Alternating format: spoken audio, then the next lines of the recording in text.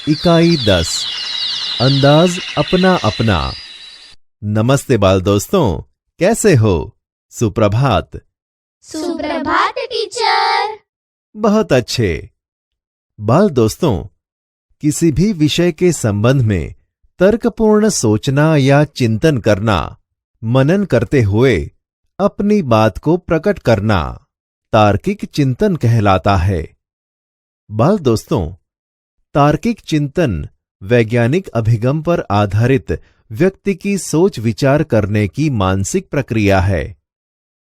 जैसे कि बाजार के सर्कल के रास्ते पर एक बाइक का अकस्मात हुआ, तब सारे लोग अकस्मात की जगह इकट्ठे हुए और अकस्मात देखकर अपने अपने अंदाज के मुताबिक सोचकर कहने लगे कि बाइक चलाने वाले को ध्यान रखना चाहिए था। तब दूसरा व्यक्ति बोला कि इतनी बड़ी टेम्पो ट्रक बाजार के रास्ते पर खड़ी रखेंगे तो अकस्मात होगा ही ना। फिर तीसरा व्यक्ति अपना विचार और अनुमान लगाकर बोला कि बाइक चलाने वाला युवान बड़ी तेजी से जा रहा होगा, इसीलिए अकस्मात हुआ। उसके बाद चौथे व्यक्ति ने चिंतन करते हुए कहा, ये तो अच्छा हुआ कि उसने हेलमेट पहना हुआ था, वरना उसका सर फट जाता।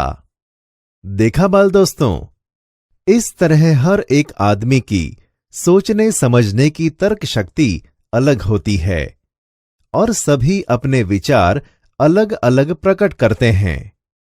तो चलो आज हम ऐसा ही एक इकाई अंदाज अपना अपना देखते हैं। दिमागी दौड़। भावेश भाई वकील हैं। वह अपनी पत्नी लीना और पुत्र व्रज के साथ सूरत में रहते हैं। छोटा परिवार सुख का आधार होता है। उनका जीवन भी खुशहाल था। एक बार दीपावली की छुट्टियों में वे तीनों अंबाजी गए। 4 दिन बाद वापस आकर देखा तो चौंक गए। उन्होंने देखा कि घर के बाहर जो बगीचा है, उसके पेड़ पौधों के कई फूल पत्ते झड़ गए हैं। घर के अंदर जाकर देखा तो पूरा कमरा धूल से खराब हो गया था। दीवार पर की लीना और व्रज की तस्वीरें भी नीचे गिर गई थीं और टूट गई थीं। बाल दोस्तों, ऐसा क्यों हुआ होगा, वे समझ नहीं पाए। आप बड़े अक्लमंद हैं, आप ही उन्हें बताइए। चलो मोना, तुम बताओ कि भावेश भाई के घर पर क्या हुआ होगा।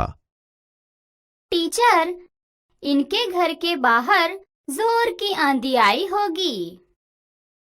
चलो सुनील, अब तुम बताओ। वेंटिलेशन से हवा के साथ धूल भी भावेश भाई के घर में आई होगी। बहुत अच्छे। चलो अब सीमा तुम बताओ। टीचर, भावेश भाई के घर के पास भूकंप का हल्का झटका आया होगा। चलो कुंज, तुम बताओ। भावेश भाई के घर की हालत देखकर तुम्हें क्या लगता है? टीचर, भावेश भाई के घर की खिड़की खुली रह गई होगी। बहुत अच्छे। चलो अब राहुल तुम बताओ। भावेश भाई के घर पे चोर आया होगा और जल्दबाजी में कुछ चुराकर चला गया होगा। अच्छा, चलो सेजल तुम बताओ। टीचर, चूहों ने अंदर घुसकर शरारत की होगी। बहुत अच्छे। बाल दोस्तों, देखा आप सबने अपने अपने तर्क विचार कैसे बताए। इससे पता चलता है कि सबके अपने अपने तर्क शक्ति और मनन के विचार अलग अलग हैं। चलो एक दूसरा प्रसंग देखते हैं। परेश भाई किसान हैं। उनकी पत्नी हिरल बहन नर्स हैं। एक दिन सुबह सुबह हिरल बहन ने पानी के नल के नीचे जल्दबाजी में एक मटका रखा। बाद में नल चालू किया और रसोई घर में चाय बनाने चली गईं। चाय बनाने के बाद जब वापस आकर देखा तो मटका खाली था, उसमें पानी नहीं था। हीरल बहन अपने आप पर हंसने लगी। मेरे समझदार विद्यार्थी मित्रों, अब आप ही बताइए कि ऐसा क्यों हुआ होगा। चलो, एक एक छात्र खड़े होकर अपने विचार बताइए।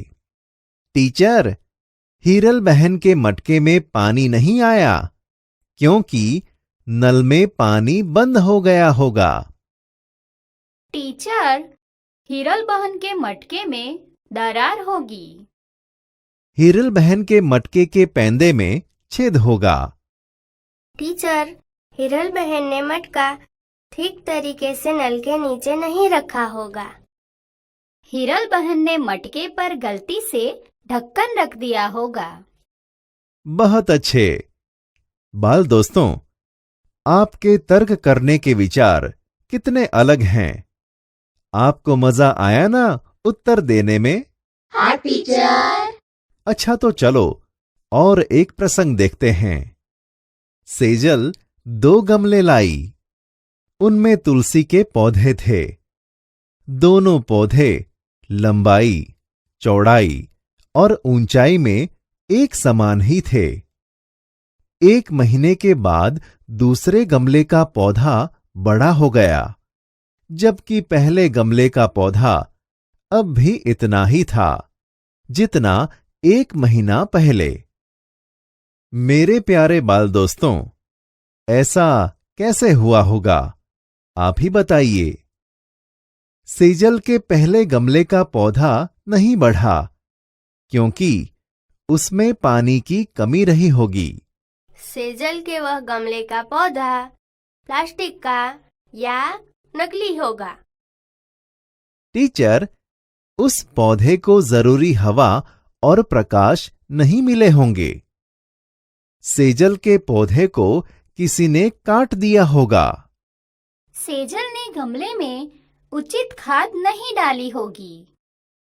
वाह बाल दोस्तों, आप सबने सेजल के पहले गमले के पौधे के बारे में अपने मन के तर्क विचार अलग अलग तरीके से बताए। बहुत अच्छे बाल दोस्तों। चलो दूसरा एक प्रसंग देखते हैं। तर्क की लगाम, कल्पना के घोड़े। आप साइकिल पर स्कूल जा रहे हैं। रास्ते में देखा तो एक आदमी हाथ हिलाकर आपको रुकने का इशारा कर रहा था। आप रुके। उसने कहा कि बगल वाले गांव में मेरा जाना जरूरी है। आपने उस आदमी को साइकिल पर बिठाया और पास वाले गांव तक पहुंचाया।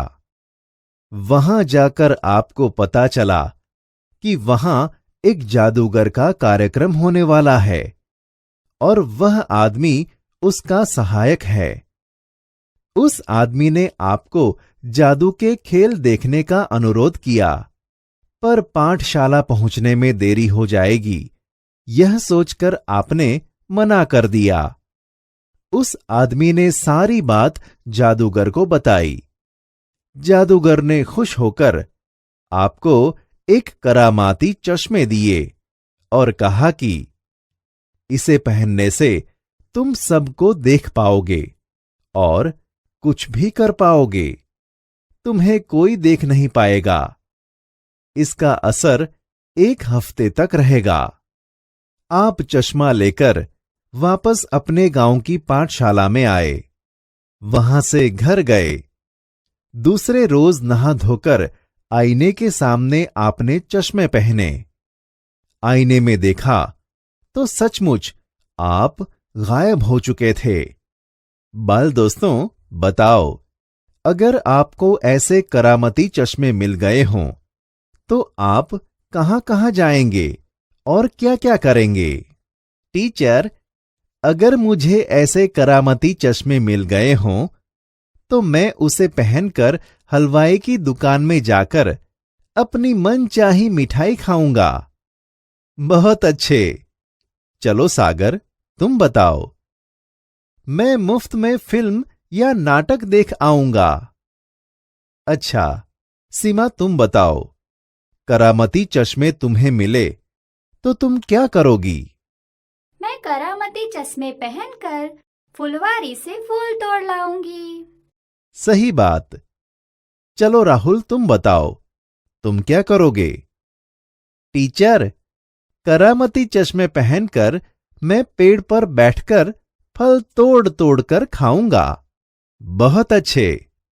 चलो कुंज, अब तुम बताओ। करामती चश्मे पहनकर मैं पड़ोसी के घर की चीजें इधर से उधर रखकर उन्हें डराऊंगा।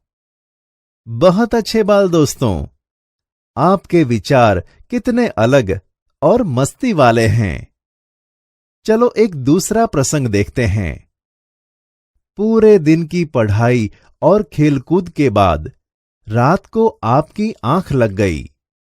नींद में आपने एक सपना देखा। आप घूमते घूमते बहुत दूर निकल गए। आप नदी पहाड़ों के अद्भुत सौंदर्य में लीन हो गए। आपको पता भी न चला और आप चलते चलते जंगल में पहुंच गए। यकायक आपके सामने एक शेर आ गया। शेर को देखकर आपको होश आया।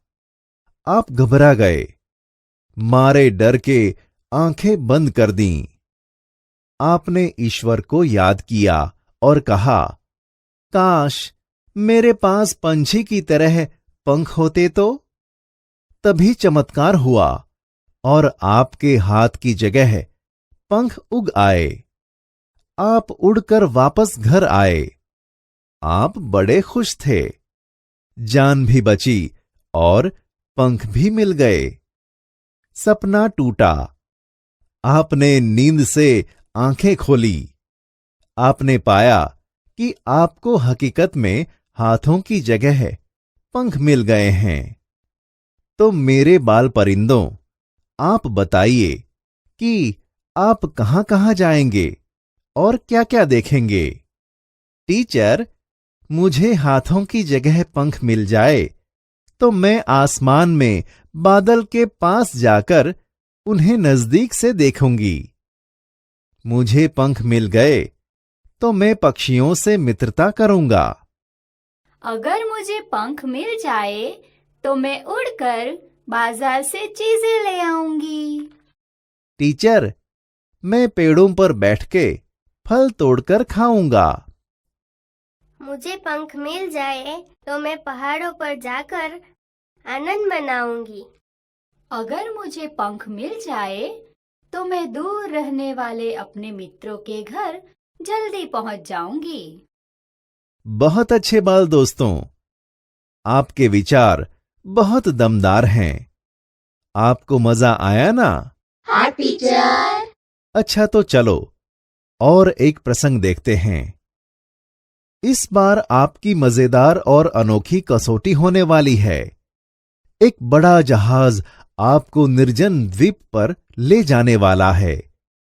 यहां केवल मिट्टी, कंकड़ पत्थर, पहाड़ और समुद्री पानी ही है।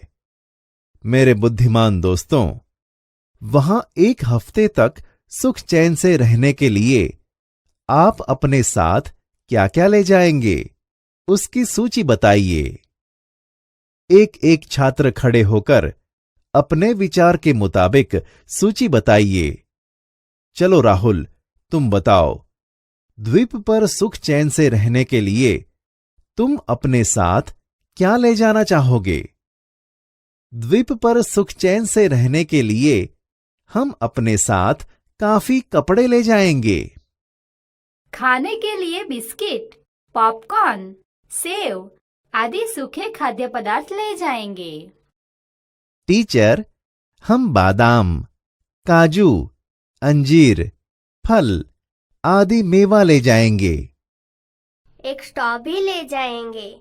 उस पर खाना बनाने के लिए हम कुकर, आटा, दाल, चावल, मसाले आदि ले जाएंगे। एक हफ्ते तक चले उतना पीने का पानी भी ले जाएंगे। बहुत अच्छे। बाल दोस्तों, आप सबके विचार कितने मजेदार और अलग अलग हैं। आपको मजा आया ना? हाँ टीचर। हमें बहुत मजा आया। बहुत अच्छे। तो बाल दोस्तों, यदि आप गांव के सरपंच बने तो आप गांव के लिए क्या क्या करना चाहोगे? उसके विषय पर अपने साथियों से चर्चा करना और सबके विचार जानना। धन्यवाद।